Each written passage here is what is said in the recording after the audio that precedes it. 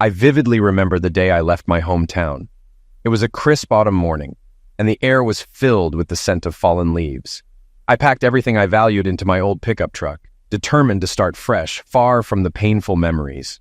Leaving wasn't easy, but it was necessary.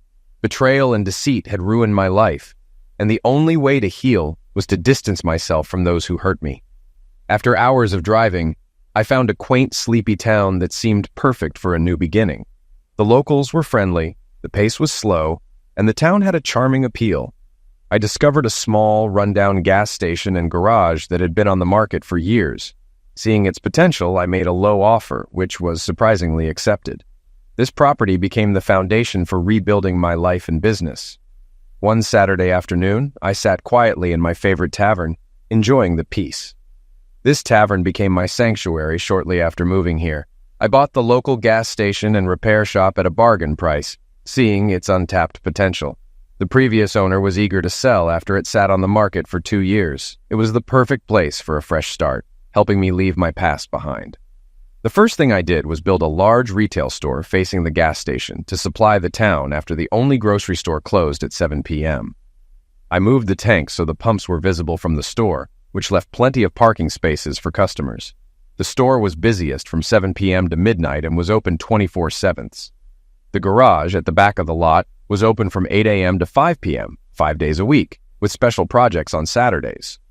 Although the bar was initially upset when we started selling basic liquor, it eventually provided a good income and created needed jobs in the community. The business became very successful after restructuring the store's internal merchandising, thanks to a woman I hired. It quickly repaid the equity loan and required doubling the staff due to high demand. On Friday and Saturday nights, we sold lots of junk food to bar patrons, and on Sundays, we sold plenty of cold beer at reasonable prices. I was sipping a double shot of Jack Daniels with ice water and lemon, having just finished replacing the steering column in an old truck, a family heirloom. It took me 8 months to find the part and fabricate some fixtures. His family had driven this truck since the 40s, and he had no plans to stop. If he could, he would be buried in it. 4 to 7 was the best time at the bar since most regulars had already had dinner. In a couple of hours, the place would be filled with a musical crowd. Farmers brought their daughters for after-work fun. In my 6.5 years here, I built a solid reputation and made many friends. The locals looked out for each other and kept me informed of anything unusual. I came to the bar once a week, always on Saturdays, for a drink before heading home. It was my quiet time to gather my thoughts. I saw them walk in and wished I hadn't. They ruined a perfect day. The woman was my ex's twin sister, and the young man with her was once my son. It brought back memories I didn't want.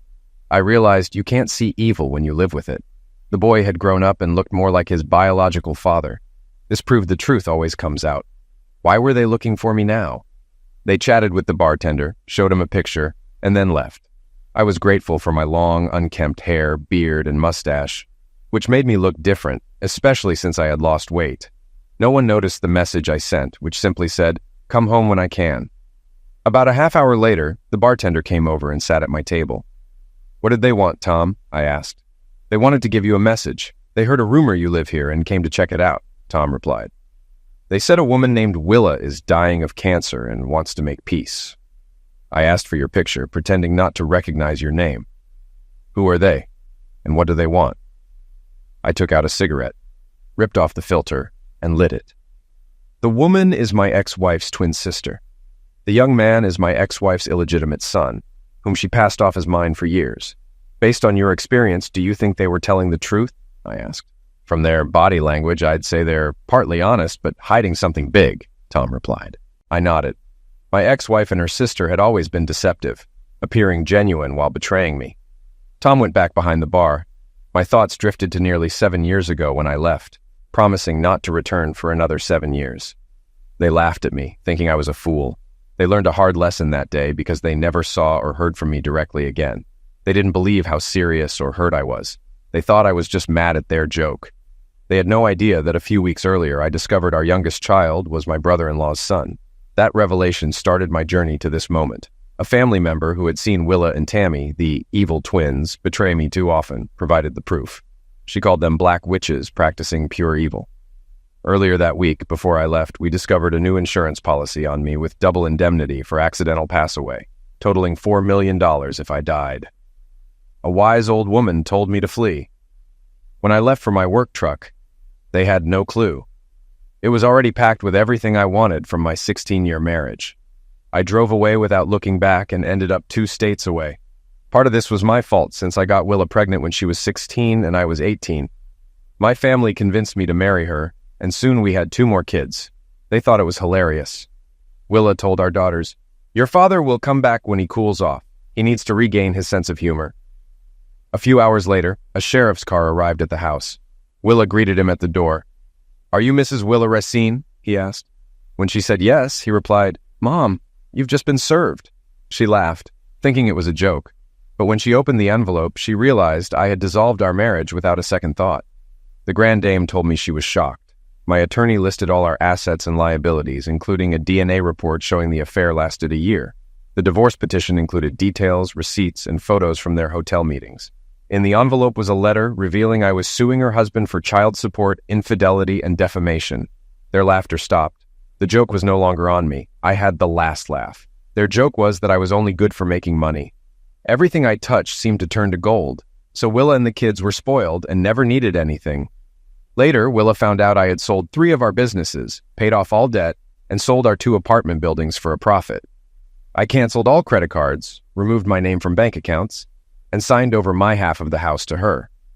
I took half our worth in cash, reducing our cash flow from $10,000 a month to 0. Willa's sister learned the cost of using me. My attorney froze their assets before they got the subpoena, leaving them broke after the divorce. My attorney called Willa in after the divorce and reimbursed her for 1/4 of their losses. "Why would he do that?" she asked. My lawyer replied, "For him, it was never about the money. It was about principle. He hopes this money gives you a chance to start over and learn from your experience." Willa refused to agree to the divorce without speaking to me, leaving us legally separated but not divorced.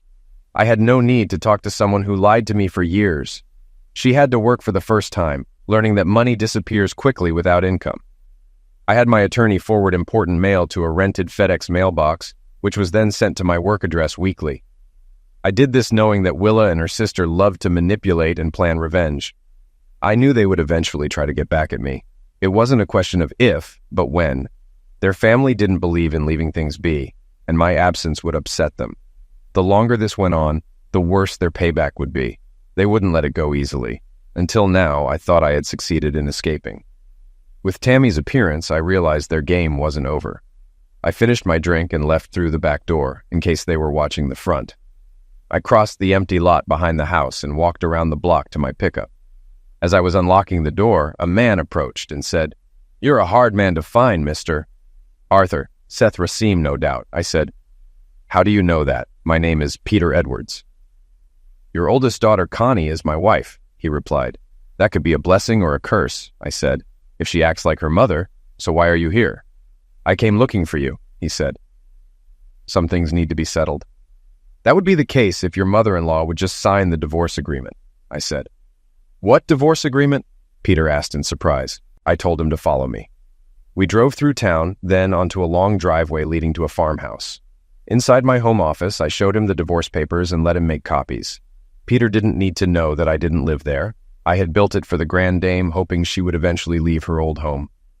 Peter was a pleasant-looking, confident, and seemingly educated young man. I wondered if he was who he claimed or part of Willa and Tammy's scheme. He used my Wi-Fi to download files onto his laptop.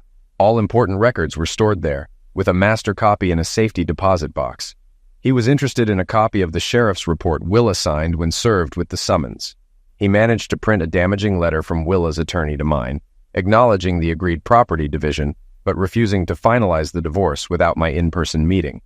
While Peter worked, I observed his expressions and saw that he was learning new information. My paperwork contradicted what he believed. "Do you think Connie knows?" Peter asked. "That's something you'll have to find out," I replied. "Here's a question for you. Is Willa really dying of cancer?" "Who told you that?" Peter asked. "Tammy and Seth told a bartender that today. But I know Willa is fine. She's in a common law marriage with her former lawyer and is expecting his second child." Peter said, "She's the one who asked me to find you to start the divorce. She claims it's necessary so she can remarry." He called his wife and put it on speakerphone so I could hear. "Connie, Did you know your mother lied about the divorce not being finalized? Peter asked. What are you talking about? Connie replied. Mom told us Dad abandoned us and cleaned out whatever was left before leaving town. If it wasn't for our stepfather, we wouldn't have survived. I'm sending you the legal file, said Peter. Read it and contact me as soon as possible. While they talked, I grabbed 2 bottles of Bud, opened them, and put one in front of him. Why didn't you tell my daughter you found me? I asked. Connie and I have only been married 2 years, and we just had a son 3 months ago. For now, I'm not going to tell anyone I found you, Peter said. Everyone thinks I'm investigating a case. He showed me his badge, confirming he was a police officer for the Paradise Police Department. I checked the department's webpage on my laptop, proving he was telling the truth. It was the accident report from a few months ago that led me to you, Peter explained. Connie wrote a report on your disappearance, which was forwarded to the wanted list. The insurance company informed me of the ruling in your favor. So why didn't you tell Connie you found me? I asked again. After reviewing your file, it became clear something else might be going on, Peter said. I wondered what happened to the $250,000 cash Willa was supposed to get along with the house deed. And why are they all lying about what really happened? Yeah, sounds like I've been fed lies too, I said as his phone rang. It's my wife. I'll put it on speaker, Peter said. Please keep it down. Hi, honey, Connie said. Where did you get all this from? Is it true? We've been lied to for years. Seth doesn't know his origins, and neither do I. My sister Karen will be shocked. Mom chastised her for defending Dad. They don't speak anymore. This story contradicts everything we've been told. Mom and Auntie gave Dad no choice. They've been manipulating his life for years. What bothers me is that the divorce isn't finalized because Mom won't sign it. What's really going on? It's true. I got the information from your father's lawyer's widow. I had to go out of state to find her. Her husband kept duplicates of all his records. From the paperwork, it looks like your mother was served with a divorce petition the same day he left, Peter said. I wrote a note for Connie to talk to her great-aunt Josie if she was still alive. Peter nodded. Pete, it's crucial to find my father now, Connie said. He deserves to be free of Mom and her schemes, at least to finalize the divorce. What happened to the money she got? Why did she have to sell the house if it was hers? The more I look into this, the more I wonder what's going on and why she planned to sue him for desertion as soon as she found him. Ask my sister to watch our son a bit longer, and you talk to Aunt Josie about what we found. Maybe she'll open up, Peter said. This must stay between us for now. It looks like there may be serious fraud.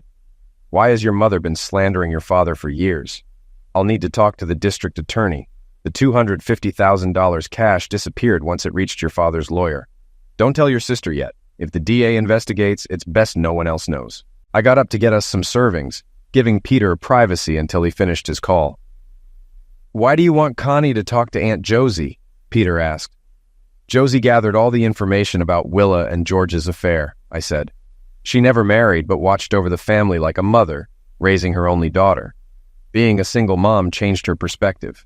She thought Tammy and Willa conspired and used George and me, but their ultimate goal is unclear. If it's true, why? Peter asked. Aunt Josie's granddaughter Jody wants her to move in with her, but Josie insists on waiting until the truth comes out. Jody visits with her 2 sons. Jody leads a very withdrawn life, I said. Socializing with Willa and Tammy takes a toll on everyone. They've used people most of their lives. It wasn't until Josie gave me the material that I realized this. Do you want to ask me about your children before I leave? Peter asked. Not until I know you're who you say you are, I replied. This could be another part of their game. Look into the sudden pass away of my lawyer, because if she's planning to sue me, what makes her think she can win? Peter's face turned white, realizing what kind of people he had married. We decided to trust each other enough to exchange numbers. He promised to keep me informed. I walked him to the door, shook his hand, and said goodbye. After he left, I cleaned up, locked the apartment, and took the long way home to ensure I wasn't followed, giving me time to think. My life had improved since putting the past behind me. Did I want to relive it all again? Knowing Willa and Tammy, I had to prepare for what was coming, as they'd go to any length for money. As soon as I walked through the door, 2 little kids grabbed my legs. I picked up my 3- and 4-year-olds, the apples of my eye, just like their mother. I felt blessed to have all 3 of them in my life. My wife, Jody, called out that dinner was almost ready, so I went to wash up. Over dinner, I told her about my day since closing the store. I couldn't have imagined my life turning out like this when I left Paradise almost 7 years ago. I promised my grandmother Josie that I would keep in touch, and I did, calling her every Sunday. About a year and a quarter ago, she called me for help. Her granddaughter, Jody, needed to escape a failed marriage and find a safe place to start over. Jody, 10 years younger than me, had no children and lived on an army base out of state. I didn't know much about her, but I owed Josie and was glad to help. It took me a week to find and partially furnish a 2-bedroom apartment for her in a small town, which was nearly impossible without a friend's help. When I arrived to pick up Jody, she had quit her job, emptied her bank accounts, and packed her bags. Her husband was about to enlist in the Army after his last 2-week training exercise. I quietly arrived around 8 in the evening with a rented U-Haul truck. With the help of a few neighbors and friends, we moved everything she wanted into the truck. I left her town in under 4 hours, refusing to say where I was from for safety. As we drove back, Jody and I started to get to know each other. Late that night, she got a call from her grandmother. I smiled when she said, "Yes, Grandma, Art picked me up. You could have warned me he's a wild bushman who might look half decent if he cleaned up." The next day, Josie contacted Jody's attorney to have all her legal documents sent to my FedEx box. Jody warned that her soon-to-be ex-husband could cause trouble, so I took steps to protect her. Jody then took over managing my store and proved to be an excellent manager, making successful changes and prioritizing customer needs. Her personality attracted many new clients, and she established a well-organized, problem-free staff. Josie had to get a restraining order against Jody's ex due to his constant threats. He was dishonorably discharged and moved back to my old hometown, thinking Jody would be there. To keep unwanted attention at bay, Jody wore a diamond ring, which helped her adjust to her new life. She handled banking and bookkeeping, gaining everyone's acceptance as I had introduced her. Jody's honesty and personality made her wonderful, and her long black hair was often hidden from her face. When asked about her ring, she replied, "I'm sure you'll figure it out," sparking rumors that she was my future mail-order bride. She started bringing me lunch on Saturdays, as I often forgot to eat while working, resulting in weight loss. Our relationship grew naturally. Everyone assumed we were a couple, and Josie kept us updated on events back home. We became curious when we learned Jody's ex was friendly with Tammy. The day Jody's divorce was finalized, our relationship deepened. We celebrated with friends at the local bar, sharing our first kiss during a slow dance under dim lights. 6 months later, we moved in together. While the kids were bathing, I shaved off my beard and mustache, leaving only stubble. The kids watched in amazement. I soaped my face and theirs with the bowl and brush Jody bought me for Christmas, much to their delight. Jody walked in, surprised to see the kids giggling with soapy faces as I finished shaving. "It looks like Daddy would look like you with a clean face," Jody teased. "Should I cut his hair too?" Both toddlers eagerly said, "Yes." I laughed and said, "I'll let the barber handle that on Monday." "No, I'll do it myself before you change your mind," Jody insisted. After drying off the kids and getting them dressed for bed, they sat at the kitchen table and watched Jody cut my hair. By the time she finished, I barely recognized myself in the mirror. I told Jody she did a great job. She sent me to shower off the loose hair while she cleaned up. During this, her grandmother called to say Connie had just left. Jody believed her grandmother was ready to confront the family, straightening things out. Connie learned that my 3 children were supposed to receive $600 each per month from annuities I had set up for child support, but they hadn't received any of it. The next week, I endured jokes from everyone about my new look. People asked Jody if she had to blackmail me into joining normal society. Jody humorously replied that I had promised to bathe at least 3 times a week. Most got the joke, some didn't. It was interesting to see how people acted when they believed they were superior. Bird of Paradise informed me that I would be sued in civil court for child abandonment, desertion, and back child support. Jody and I found this amusing, thinking a judgment would lead to a collection service trying to find me. When the mailman broke the news, he also found it funny. His boss and the DA hired an attorney to represent me, using my situation to piece things together. Peter estimated that Willa and Tammy had stolen over $48,000 from each of our children. They re-examined my former attorney's sudden pass-away, turning it into an open criminal case. Jody's ex-husband became a person of interest. If the findings were true, Willa and Tammy faced 7 to 10 years in prison, and Willa's former attorney, now her common-law husband, could be disbarred. The lawyer they hired for me would be paid by them, and I needed to stay hidden to help build a stronger case. We had a few weeks of peace. Then Josie called Sunday night, informing us that paperwork would be filed on Monday, She emailed me everything she had collected over 7 years, including notarized statements, videotape conversations, and names of attorneys for a countersuit. A $2 million accident insurance policy caught my eye, explaining some missing money. Jody found out it had been purchased 6 months before I left. We spent half the night forwarding information to the DA, certain this was a setup to lure me back. The next morning, Jody called the recommended attorneys and picked one, sending them everything along with a retainer.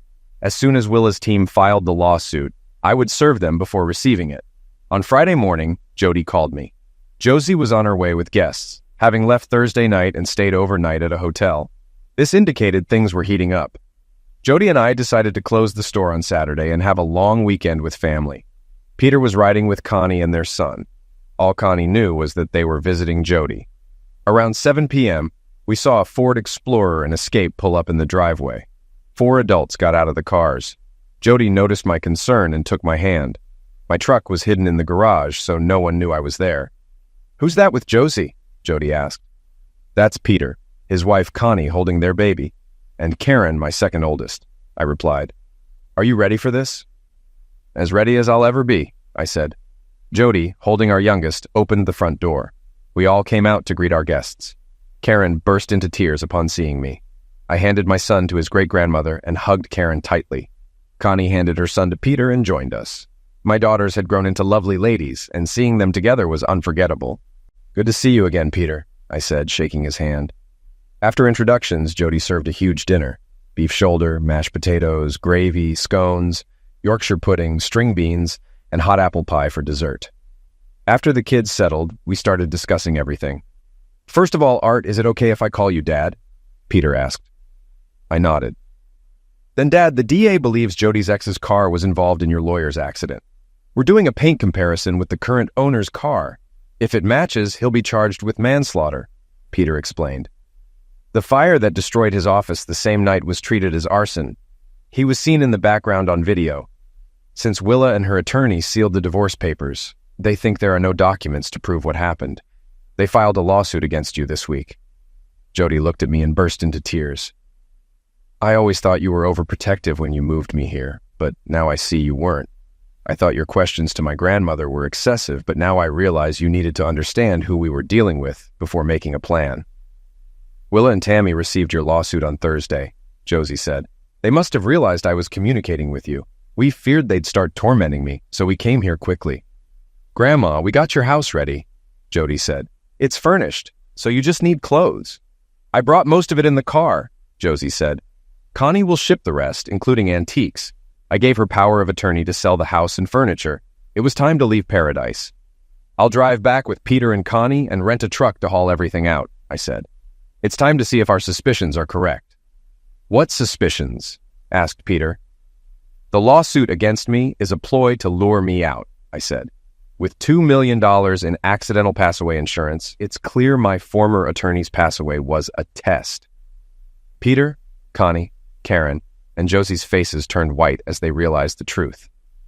"They were planning your pass-away, Dad," Connie said. "You knew it before you left town." "I had a good idea at the time, but even my lawyer didn't believe me," I replied with a broad smile. He experienced firsthand that I was right. Peter excused himself to make important calls. This gave my daughters, my wife, and me time to catch up. Jody found pictures of me from when we first met. Both daughters admitted they wouldn't have recognized me. When Peter returned, everyone fell silent. "Willa will be taken into custody after the holiday," Peter said. "We can hold her for 48 hours before charging her with 3 counts of theft for stealing annuities from her children." "We'll slow down the process so she won't get a bond hearing immediately," Peter explained. "Dad, if you can fly in on Wednesday, rent a U-Haul and visit some old places to get noticed. Tell anyone who asks that you're here to pack Josie's things. This way, Willa will have to communicate from jail. The district attorney confirmed your suspicions were right. We'll have police protection for you at Josie's house until everything is resolved." "Peter, are you using my children's father as bait to lure out my cousins?" Jody asked. "What assurance do I have that he won't become a sufferer?" I looked at Jody, and she saw my determination. "Damn, you'll do it without hesitation, no matter what I think," she said. Jody knew me better than I knew myself. "Jody, Art has always been like that. That's why I called him to save you from your ex," Josie said. Art never asks anyone to do what he wouldn't do himself. He wants to rid us of those witches for good. My only fear is Art going back into danger, Jody replied, smiling. If Art were a boxer, he'd be a world title holder, Josie said. He's fast on his feet and can outthink them. Willa and Tammy have no idea he knows anything. Ladies, relax. I'll be in Peter's hands, I said. If anything happens to me, remember he'll have to answer to Connie, my daughter. Peter just nodded, knowing the risks of my return to paradise. Later, while the women were deep in conversation, Peter and I talked. The DA thinks Jody's ex will make his move once he knows you're in town. He'll be furious knowing you rescued Jody from her terrible marriage, Peter said. Willa will learn you're here from a planted informant in the city jail early Thursday morning.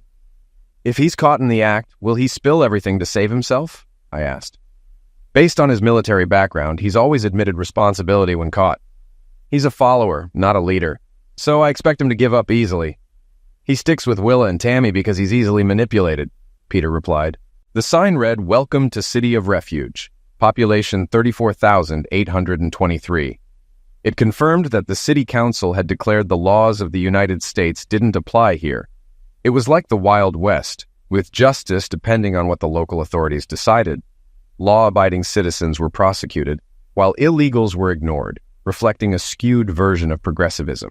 The working class paid for the sins of others to please those in power who wanted lower wages and cheaper labor. Many actions were taken to provide that opportunity, requiring those in power to look the other way. Not much had changed here in almost 7 years. Aside from the freshly paved main street, everything looked the same.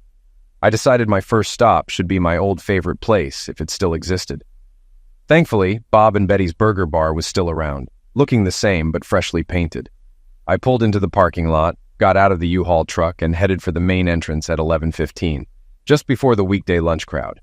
I was counting on being recognized since I was a businessman in a former life. We wanted everyone to know I was back. As I took a seat and picked up my menu, I noticed several people looking at me and using their cell phones. A server brought my coffee and creamer and asked if I was ready to order. Is Wednesday's special of meatloaf, baked beans, and garlic mashed potatoes available? I asked. How do you know about that? The server inquired. It's for regular customers and not advertised. Tell Jack that Art wants brown gravy and fried onions with the meatloaf, I said. The waitress looked at me like I was crazy. I stood up and said, Never mind, I'll tell him myself. I walked through the swinging doors into the kitchen, with the server following and shouting my order. Jack turned and looked at me. You dumbass, Jack said with a smirk. You're a few weeks early. Welcome back, old friend. Susan, bring Art's coffee over here so we can catch up while he eats. Jack, the son of the original owner, never changed the name. We'd been friends most of our lives. We chatted until just before rush hour. He asked a staff member to get his wife to join us, giving us a chance to talk about important things. Art, you should know that after you left, the wife ended her friendship with Willa and Tammy for good. She didn't like what they did or said about you and the kids. Jack, a few things are about to happen. Last night, there was supposed to be an arrest that, if things go right, will trigger several events like a row of dominoes, I explained. Connie's husband, Peter, works with me. That's why I came back early. Jack looked at me seriously and said, He's a damn good cop and an honest man. He put 2 of our former city council members in jail last year for corruption. You'll have to tell me more later. There are too many big ears here. We saw Sasha pull into the parking lot. She looked good. I sat down and waited for her to come in, knowing she'd see me from behind and not suspect anything was wrong. Jack, what happened? Susan asked. It was important, Sasha said. When she saw me, I stood up and turned to her. Sasha, my little sister, had lost her temper. Her older, meaner brother was home. I hugged her tightly like it was just yesterday. It took her a few minutes to calm down. Jack asked the kitchen staff to leave us alone for a few minutes. Do Mom and Dad know you're back? Sasha asked.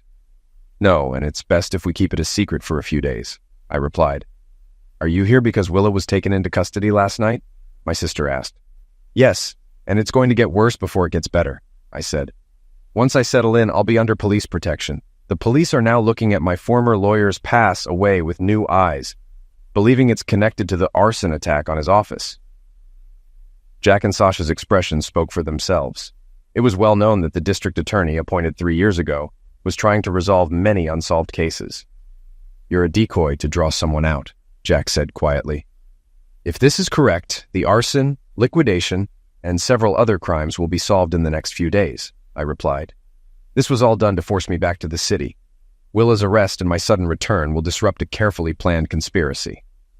What's behind all this? Jack asked. A $2 million insurance policy with double indemnity on accidental pass away, I said. Insured on me. My sister said, as we walked out of the restaurant to my rental truck. We were chatting when we noticed Tammy pulling up beside us. Where are you staying? My sister whispered. At the Grand Dame's house. I'll be moving her stuff to the new house, I said. She wanted to be away from whatever was about to happen. Josie left town. Why? Sasha asked. She wants to be near her granddaughter and our 2 sons, I answered with a smile.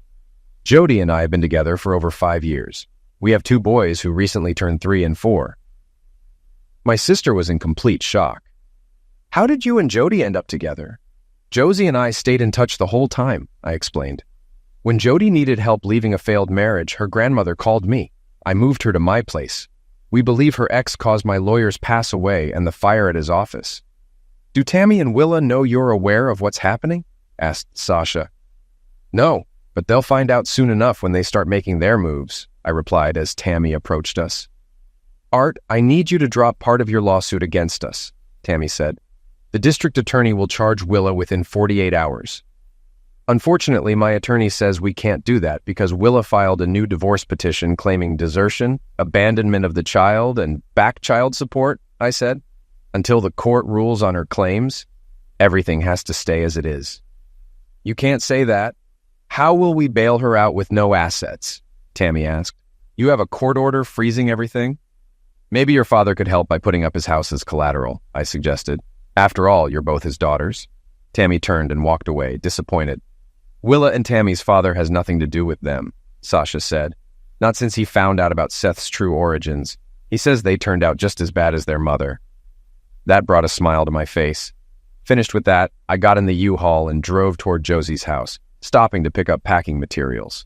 3 hours later, I was backing into Josie's driveway. Using the large mirror, I parked close to the garage door. Once outside, I locked up before entering the house. I checked to make sure nothing had been touched inside. Josie said she left the curtains open, but they were closed. I texted Peter to ask if he had closed them. He replied that police officers in the house might have done it. Knowing this, I unlocked the front door and went inside. Mr. Racine, the officer said, holding out a cell phone. Peter Edwards wants to speak with you. Hi, Peter, I said. Looks like those who need to know. No. Tammy talked to me at the burger place after I finished my long lunch. She wanted me to lift the lien on her sister's assets, and I refused. I heard that, Peter said. We taped Willa and Tammy discussing their plans. Jody's ex, Brad Press, came up a lot. Willa told Tammy to let him know that you know where Jody is. That should motivate him to do what we need. Our hunch was right because Brad showed up not an hour later. Willa told him where you were staying. Our informant, who was arrested today, told her you were back to move Josie, Peter said. When Brad asked where, Willa said to her granddaughter, Jody's house. A few minutes later, I saw the garage door open. Climbing into the van, I pulled out bundles of cardboard boxes and started packing up the house. At 6:30 p.m., the pizza from Papa John's arrived. When the delivery driver knocked, I opened the door. He asked if I was moving. I said no, just helping a friend. Brad made his move around 11 p.m. Using a tire iron, he picked the front door lock and slipped inside. Seeing a light in the kitchen, he headed there, pulling a 9mm pistol from under his shirt. He found me sitting there drinking coffee. Hey, Art, Brad said. Willa and Tammy say hi. I'm here to find out where Jody is so I can visit her. Sorry, but I'd never tell my lawyer's eliminator or the man who burned his office, I replied. Before you eliminate me because we both know you will, how much were you promised from the insurance settlement? What makes you think I did it? He asked, taking the bait. Because you seem like someone they could manipulate into doing their dirty work. So how much of the $4 million on the accidental pass-away policy did they promise you? $4 million? They told me it was only $750,000, he said. I laughed and said, Did you know Seth is actually the son of Tammy's first husband? His face turned white. George and I have been manipulated and used by both twins for years. My attorney, working on my divorce, sued George and Tammy for everything they had. Brad's face went white. That's why I knew Willa suing me for desertion and back child support was a scam, I said. The divorce was finalized and just needed her signature. She manipulated me into coming back. That's when I put it all together. You're just another pawn they played. So ask yourself, what are their plans for you? My divorce only delayed their plan to eliminate me. You eliminating my lawyer put their original plan back in motion. You have a chance to set them back for years knowing them as we do. What does your gut tell you? It's hard to watch a fool realize he's expendable once he's no longer needed. I'm screwed either way, Brad said. The fact that your lawyer lost control of his car and hit a tree at 70 miles an hour is manslaughter. Manslaughter would get me life. You could get 5 to 10 for manslaughter, but liquidation is life. When I'm dead, they can claim you acted out of rage over Jody and didn't know what you were doing. Did they set you up to be a scapegoat? Most accidental pass-away policies don't cover liquidation. If you were in my shoes, what would you do? Asked Brad. You'd make a deal, turn in state's evidence, and hope your cooperation is taken into account. That way you'd get revenge on those planning to take you out, I said. Brad put the weapon on the table and said, call the police. I said, Brad, turn around. They're standing right behind you. Connie watched her husband on the phone, wondering what was wrong. Peter had told her that her father was at Josie's. A late call on his cell phone woke them both up. While he was talking, she put the kettle on to make hot chocolate for them. When Peter hung up the phone, he was smiling. Your father surprised us all tonight. He talked Brad out of it and basically forced him to confess everything. The undercover cops videotaped the whole thing. Connie froze with surprise. How did my father do that? He told Brad some facts he didn't know, like the truth about Seth's origins, Peter said. I think your father convinced Brad that the insurance policy wouldn't pay out for liquidation. That was the deciding factor. Even I don't know if that's true, but it created enough doubt for Brad to accept the consequences of a lesser offense instead of life without parole. Aunt Josie always said your dad was a quick thinker, but this was unexpected. What does this mean for my mom and sister? Asked Connie. If Brad agrees to testify against them in court, they'll both be charged with arson, manslaughter, and at least attempted liquidation of your father, said Peter. Connie picked up her cell phone and called Jody to let her know. They made a plan. Josie would watch the kids for a few days because Jody was going to the airport.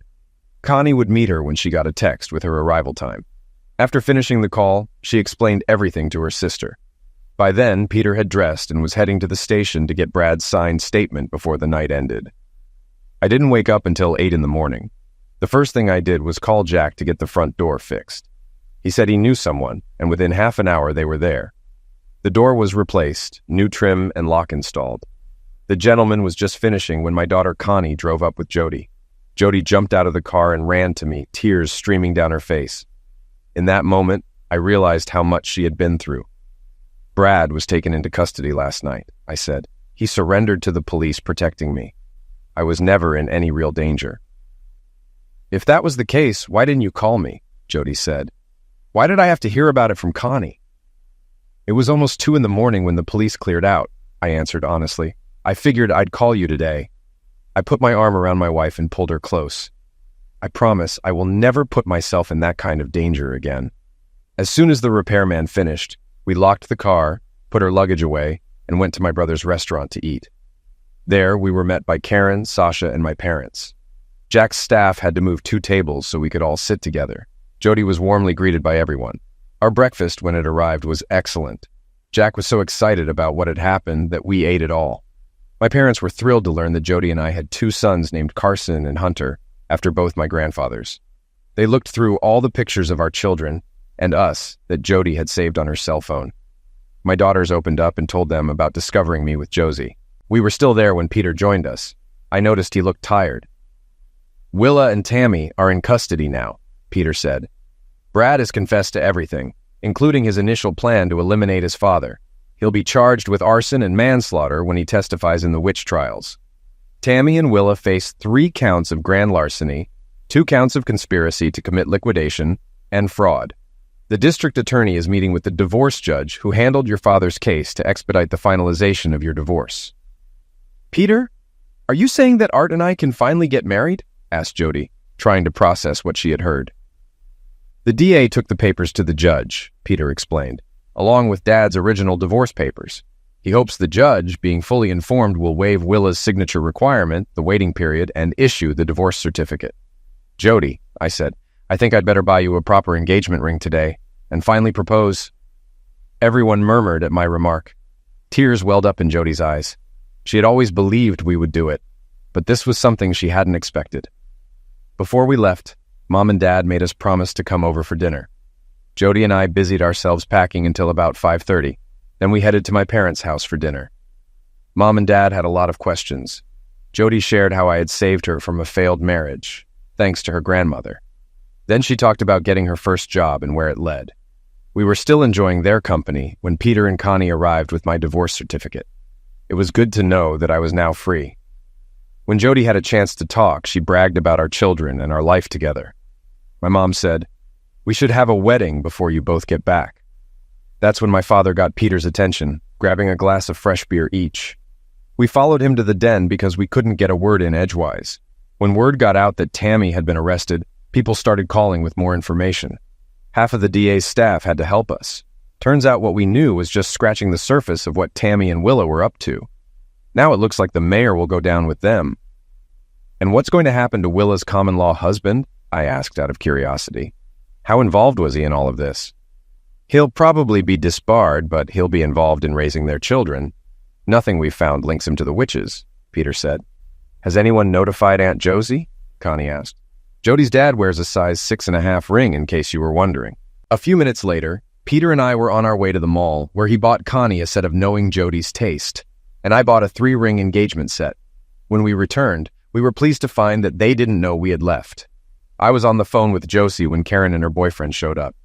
The house was full, and we all moved into the living room. The men had to bring chairs from the kitchen. Dad told Jody to sit in his chair. This let my mom know something was up, so she watched the scene with eagle eyes. There was silence in the room as I walked over and knelt down to ask my common-law spouse to legally become my wife. I caught her off guard, of course. She said yes. The party went on. My father proudly said, "I need to catch up on almost 7 years of drinking with my son and Jody. And Art, your engagement is the best way to start." Peter had to drive Jody and me back to Josie's. A lot of stress and worry were relieved. Friday, we went to City Hall to pick up our license. Jody found out she could fit into Connie's wedding dress.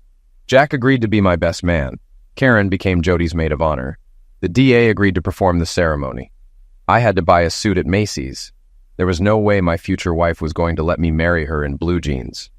On Sunday afternoon, in my parents' backyard, with the entire family present, we said our vows to everyone's admiration. Even the twins' father was there. We told everyone we didn't want any gifts, but my former father-in-law handed me an envelope. "Colin, this is not a wedding gift. It's your early inheritance," he said with a smile. "The rest of my estate will go to your daughters." I slipped the envelope into my suit and forgot about it for the rest of the day. Everyone videotaped the ceremony and texted it to Aunt Josie. Someone asked where we were going on our honeymoon. Jody's response was, "After everything we've been through, once Grandma gets settled in the new house, our honeymoon will be a week in Florida and a week in California, enjoying Disney with the kids. Because without family, we wouldn't be where we are today." Before we headed home the next day, I handed Jody an envelope. Inside was a bank promissory note for $100,000 with a note. It read, "Thank you for helping to fix karma. I always thought the twins liquidated their mother. I will enjoy watching them get the reward they deserve for their deeds, and so will my granddaughters." Jody put the envelope in her purse without saying anything to anyone. After hugging my daughters and parents, Jody and I climbed into the U-Haul. We drove home finally free of the past.